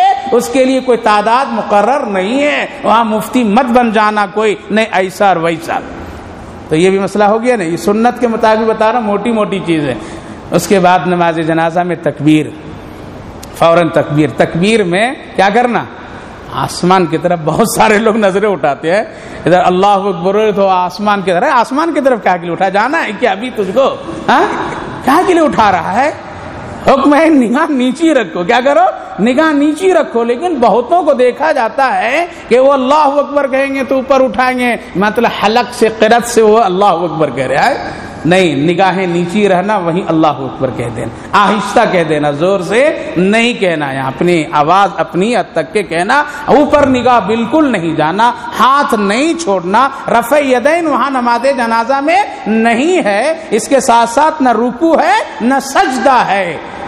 یہ نماز جنازہ جو کہتے ہیں نا، ہم کو اور آپ کو سمجھانے کے لیے عربی میں کہتے ہیں صلاۃ جنازہ، صلاۃ کہتے ہیں. صلاۃ کے مطلب دعا بھی ہے، دعا. تو یہاں سب کیا ہے؟ دعا ہی دعا ہے، اس کے سوا کچھ بھی نہیں ہے. جب آپ سلام پھیر لیے امام کے ساتھ، اب اور ضروری مسئلہ اب یہ ہے کہ اب آگے کوئی ایکسٹرا دعا اس میں مت لگاؤ. لگاتے ہیں نا، اب قل اعوذ برب الفلق پڑھیں گے، ناس پڑھیں گے، سورہ فاتحہ پڑھیں گے، آیت الکرسی پڑھیں گے، کھڑے ہو کر کے سب لوگ پھر ہاتھ پڑھیں گے، دعا کریں گے. کیا نبی کی یہ دعا نہیں پسند آئی؟ رسول اللہ نے جو طریقہ بس یہیں تک کہ اس کے آگے ہم لوگوں نے کسی حدیث کی کتاب میں پڑھا ہی نہیں. اگر کوئی دنیا کا عالم اگر کوئی پیش کر دے کہ ہاں اس کے بعد بھی اس طرح کا دعا کرنا قرآن و حدیث اور صحابہ ائمہ مجتہدین ائمہ کرام سے اگر ثابت ہے تو کوئی بات آگے بن سکتی ہے. لیکن میں بہت دعوے کے ساتھ کہتا ہوں، بس سلام کے بعد قصہ ختم. اب کوئی دعا الگ سے نہیں. یہی تو دعا نبی اتنی پیاری دعا ہوتا ہے، اللہم اغفر لحینا ومیتنا وشاہدنا وغائبنا. اے اللہ، یہ جو میت یہاں حاضر ہیں، جو غائب ہیں، جو کہیں بھی ہیں، اے اللہ جو چھوٹے ہیں بڑے ہیں، اے اللہ سب کی مغفرت فرما دیجیے. آج رسول اللہ نے بتا دیا، اس سے بڑی اور پیاری دعا کیا ہو سکتی ہے؟ اب امام صاحب کھڑے ہو کر کے بہت لمبی چوڑی دعا، مقتدی بھی کھڑے ہو کر کے لمبی چوڑی دعا، یہ سب سنت رسول کے خلاف عمل ہے. اس لیے ہم اور آپ سنت رسول خلاف عمل کریں گے، میت کو کچھ بھی فائدہ نہیں ہوگا. دوسرا ایک مسئلہ بہت اہم، نماز جنازہ ہو گئی، آؤ بھائی دیکھ لو ذرا سا، دیکھ لو ذرا سا. یہ ذرا سا دیکھنے کا حکم نہیں ہے، بس نماز جنازہ سے پہلے کر لو، پہلے کر لو. نماز جنازہ کے بعد دیکھنے کا بالکل حکم نہیں ہے. ہاں اگر اس کا بہت قریبی آدمی ہے، بہت قریبی رشتہ دار ہے، اب تک وہ نہیں پہنچ سکا، ابھی فوراً آیا، نماز جنازہ میں شریک ہوا، تو اس کو الگ کر کے تو دکھا سکتے ہیں. لیکن عام طور پر میں دکھانا سنت کے خلاف ہے. لیکن عام طور پر لوگ کہتے ہیں دیکھو، لوگ کہتے ہیں، علماء کرام لکھتے ہیں، مردہ کہتا ہے ارے تو کیوں مجھ کو دکھا رہا ہے؟ اب تم نے میری مغفرت کی دعا پڑھ دی، اب مجھ کو میری منزل پر پہنچاؤ، مجھ کو مت دیکھو. اللہ اکبر. اب یہ چہرہ جس پر مغفرت کی دعا پڑھ دی گئی ہے اس کو مت ایسا کرو، بلکہ فوراً اس کو لے جاؤ. یہاں تک کہ عورتوں کو بھی لوگ دکھانے لگتے نا، اس باللہ بڑی بری بات ہے. کوئی غیر محرم نہیں دیکھے، ہرگز نہ دیکھے، نہ نماز جنازہ سے پہلے نہ نماز جنازہ کے بعد نہ دیکھے. دوسرا ایک بہت بڑی عجیب و غریب ہے، میت کے نماز جنازہ کی چارپائی پر کیا کیا لگاتے ہیں؟ چادر سفید رکھ دیا، پھر چٹائی حصیرے رکھ دیا، اس کو جنازے کے وہ کھاٹ پر رکھ دیے، اس کے بعد اوپر سے کیا کرتے ہیں ہم لوگ، بہت منقش آیت الکرسی اور سورہ فاتحہ قل هو اللہ کا منقش حروف سے لکھی ہوئی چادر بھی ڈال دیتے ہیں، ڈالتے ہیں نہیں ڈالتے؟ ہاں، اس کو کیا کہتے ہیں، غلف کہتے ہیں، وہ ڈال دیتے ہیں۔ دیکھیے اس میں کون مقدس سے صورتیں ہیں، آیت الکرسی جس کے بارے میں بتایا، سورہ فاتحہ قل هو اللہ قل رب الفلق والناس، آپ نے ڈال دیا مردے کے جسم پر، اس کے پیر تک کی آیت الکرسی پہنچ رہی ہے نہیں پہنچ رہی ہے؟ تمہارے سامنے اگر کوئی آیت الکرسی لکھ کر کے چادر بنا کر کے اوڑھے گا، برداشت کرو گے؟ زندہ میں نہیں برداشت کر سکتے تو یہ مردے پر کیوں ڈالا ہے؟ کیا اس سے اس کی مغفرت ہو جائے گی؟ وہ تو بیچارہ چلا گیا، کرنے والے مجرم ہیں، اور ساتھ ساتھ افسوس یہ ہے مسجد والے باضابطہ اس کا انتظام کرتے ہیں، رکھتے ہیں مسجد میں، اور مسجد کی طرف سے بھیجا جاتا ہے اس کو ڈالو۔ یاد رکھو یہ قرآن کی بھی حرمتی سری ہے، اس کے پیر تک کی آیت الکرسی پہنچ رہی، سورہ فاتحہ لگ رہی ہے، اور پھر جلدی قبرستان میں پہنچنے کے بعد مردے کو قبر میں ڈالا جاتا ہے، ادھر اس چادر کو لپیٹ کر کے جیسے چاہتے ہیں لوگ پھینک دیتے ہیں، پھر اٹھا کر کے اسی جنازے کی چارپائی پر لا کر کے کئی دنوں تک کے مسجد میں پڑی رہتی ہے، مؤذن غریب کی نظر پڑے پھر اس کو تہ کر کے کسی دوسرے مردے کے لیے رکھ دیا جاتا ہے۔ اس لیے یہ بے حرمتی ہے۔ اگر اڑھانا ہے، ڈالنا ہے تو کیا کرو، کوئی ایسی چادر ڈال دو جس میں قرآن کی آیتیں لکھی ہوئی نہ ہو، اس سے ہمارے ایمان میں کوئی فرق نہیں آتا ہے، بلکہ کرنے میں قرآن کی بے حرمتی ہوتی ہے۔ اس لیے ایسا نہیں کرنا چاہیے، نہیں کرنا چاہیے۔ بتاؤ لوگوں کو، سمجھاؤ لوگوں کو، اور مسجد کے ذمہ دار اس طرح کا عمل کر کے نہ دیں۔ یہاں اگر انتظام نہیں ہوگا تو شاید کہ یہ کام رک سکتا ہے، اسی لیے ایسی چادریں انتظام نہیں کرنا چاہیے۔ کفن دفن ہو جانا، مٹی ڈالنا ہے قبر میں، اس کے سب سے قریبی آدمی قبر میں اترے، ڈالے، عورتوں کا مسئلہ الگ ہے، مردوں کا مسئلہ الگ ہے۔ جب آپ ڈال دے قبر میں، پھر مٹی ڈالے، اس وقت یہی آیت کریمہ پڑھیں، منہا خلقناکم وفیہا نعیدکم ومنہا نخرجکم تارۃ اخری، مٹی کو برابر کر دیا جائے۔ اس کے بعد لوگ پھر ایک عمل کرتے ہیں، 40 قدم یا 100 قدم 200 قدم آنے کے بعد پھر دعا ہوتی ہے، اور دعا کے بعد پھر کیا ہوتے ہیں، سوکھا کھجور تقسیم ہوتا ہے، سوکھا کھجور تقسیم ہوتا ہے۔ بیچارے کا کیا حال وہاں ہو رہا ہے، یہاں میٹھا میٹھا کھجور کھا رہے ہیں، میٹھا میٹھا کھجور کھا رہے ہیں۔ یہاں دعا کوئی خاص طور سے کرنے کی نہیں ہے، بلکہ اگر تم چاہو، حکم یہ ہے یہاں سے نکلو تو اس کے لیے مغفرت کی دعا انفرادی طور پر میں کرتے کرتے تم چلے جاؤ، 40 قدم 100 قدم، اس کے لیے ضروری نہیں ہے اجتماعی دعا کرنا۔ اگر کر رہے ہیں تو یہ کھجوروں کا تقسیم کرنا یہ ضروری نہیں ہے، یہ ضروری نہیں ہے۔ اس لیے میرے بھائیوں بزرگوں، اللہ رب العالمین ہم لوگوں کو سنت کے مطابق جینے مرنے کی توفیق عطا فرمائے۔ اور بہت سے باریکی مسئلے ہیں، انشاءاللہ کبھی جمعہ کے بیان میں بھی اس کو بیان کروں گا، تاکہ ہماری زندگی میں یہ سنت آئے اور اس پر ہم لوگ عمل کرنے والے ہوں۔ خدا نخواستہ کوئی بات ایسی ہو جائے تو کوئی اس پہ ناراض نہیں ہو۔ کیوں نہیں مسجد والے ہمارے گھر مردے کے لیے، میت کے لیے ایسی چادر کیوں نہیں بھیجا، کیوں روک لیا؟ جھگڑے نہیں کرنا، ایسا کیوں نہیں کیا؟ نہیں کرنا، بلکہ کوشش یہ کرو